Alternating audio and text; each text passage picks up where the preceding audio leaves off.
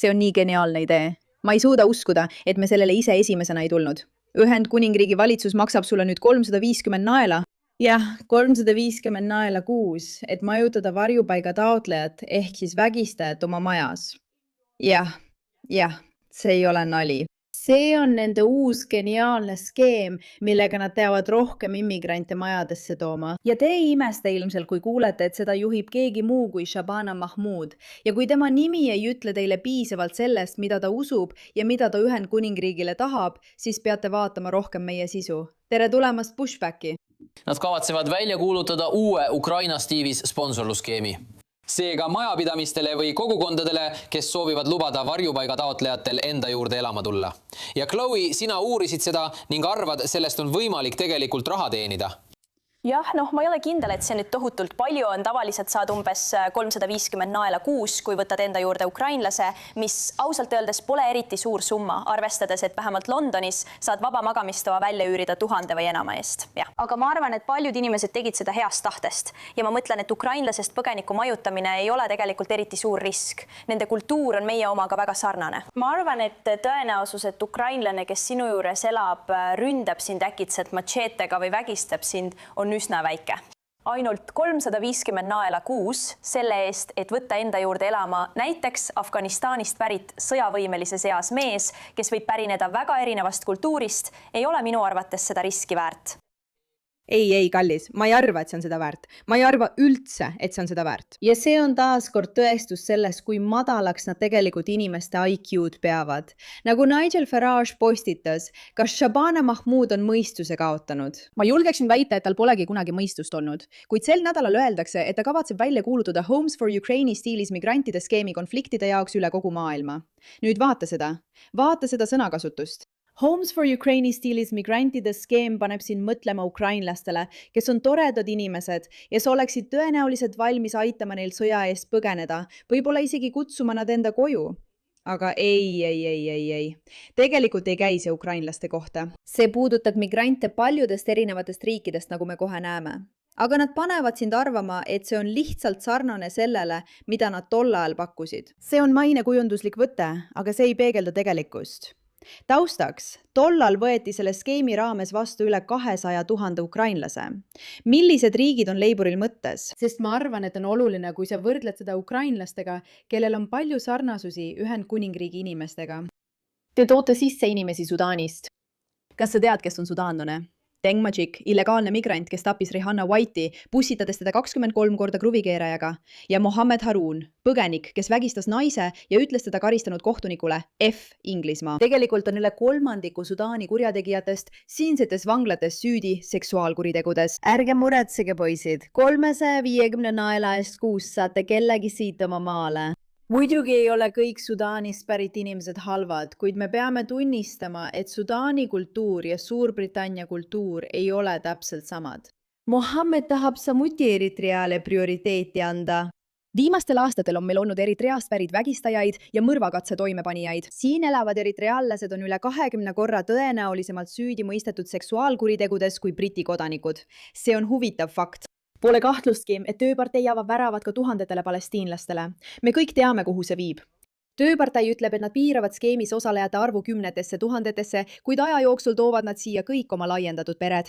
Ahelrände mõju saab olema katastroofiline. Nii et põhimõtteliselt, kui sa saad õigesti aru sellest, mida ma siin loen, siis Inglismaa seisab silmitsi tõsiasjaga, et 100 000, kui mitte miljonid inimesed nõuavad muutust. Sest neile ei meeldi, et need immigrandid, need ebaseaduslikud, on siia tulnud, sisuliselt imbuvad sisse, tungivad peale ja püüavad üle võtta.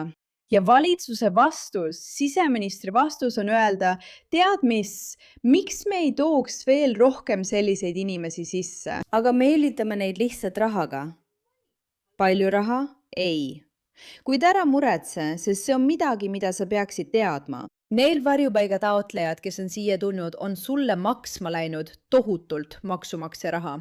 Tegelikult on maksumaksjatel läinud nende majutamine maksma umbes 5 miljardit naela. Nad ei ütle sulle ju, et me teame, et sa annad nii palju raha nendele varjupaiga taotlejatele. Miks me ei võiks sulle suurt maksusoodustust teha, et saaksid nad enda juurde võtta?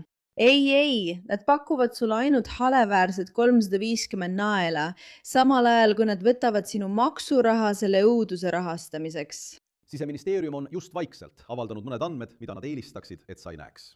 See näitab, et eelmisel aastal anti Suurbritannias enam kui 34 000 inimesele varjupaiga staatus Euroopa Inimõiguste konventsiooni artikli 8 alusel, mis tagab õiguse perekonnaelule. Ainult eelmisel aastal ja pea meeles, need on Siseministeeriumi andmed. Nende 34 000 inimese hinnanguline eluaegne kulu Briti maksumaksjale on 5 miljardit naela. Kas sa suudad seda uskuda? See on siis artikkel 8. Ainult viimase aasta jooksul maksab artikkel 8 Briti maksumaksjale 5 miljardit naela.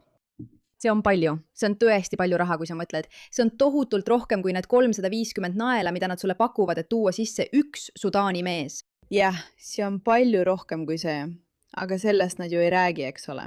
Nad üritavad sind rahaliselt motiveerida, samal ajal sinu raha ära võttes, et jätkata selle hullumeelse programmi rahastamist, mis hävitab sinu kodulinna. Ja nad arvavad, et pääsevad sellega puhtalt. Kui sa ei ole kursis Inglismaa poliitikaga, siis see mees on nimega Nigel Farage ja ta juhib parteid nimega Reformipartei. On veel üks mees nimega Rupert Lowe ja tema on see, kes on olnud vägistajate jõukude uurimiste taga, mida me oleme näinud. Ja tema juhib teist parteid. Nii et Rupert on palunud sellel mehel endaga liituda, et koos välja mõelda plaan Shabana Mahmoodi vastu, kes soodustab rohkem ebaseaduslikku immigratsiooni. Basilios suure sõnul on Rupert Lowe nüüd otse palunud Nigel Farage'il temaga koostööd teha ja esineda ühtse rindena Shabana Mahmoodi plaanide vastu, mis laiendavad seaduslikke rändeteid üle maailma. Muidugi on see täiesti hullumeelne uudis. Ja neile, kes ei tea, kes on Shabana Mahmood, siis tuletan meelde, et tema on Ühendkuningriigi siseminister. Nii ta arvab. Teate küll, need inimesed, keda näete Inglise lippu hoidmas, on enamasti maailma ühes otsas IDL-i liikmed. Ja nad on valged, nad on mehed ja nad on halvad inimesed ning nad tahavad meie kogukonda lõhestada. Ta ütleb, et enamasti on need, kes hoiavad Briti lippu. Teate küll, see riik, mille eest ta peaks vastutama, mille piiride, rände ja riikliku julgeoleku eest ta vastutab, eks? Ta ütleb, et inimesed, kes hoiavad Inglise lippu, kipuvad enamasti olema halvad inimesed.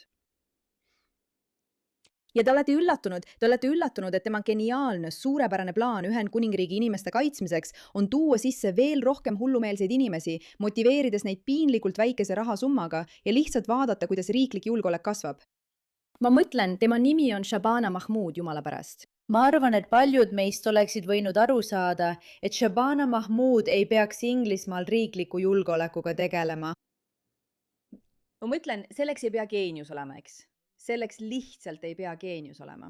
Nii et pole üllatav, kui see inimene väidab, et Inglise lippe kandvad inimesed on enamasti halvad valged inimesed. Ja ta üritab tuua Inglismaale veel rohkem neid illegaalid, kes tekitavad kogu riigis veelgi rohkem turvaprobleeme, väites, et see on rahvusliku julgeoleku kaitsmise nimel. Issand! Inimesed peavad paremini valima, keda nad ametisse valivad. Mida ma oskan öelda? Aitäh, et sellele teemale tähelepanu pöörasite.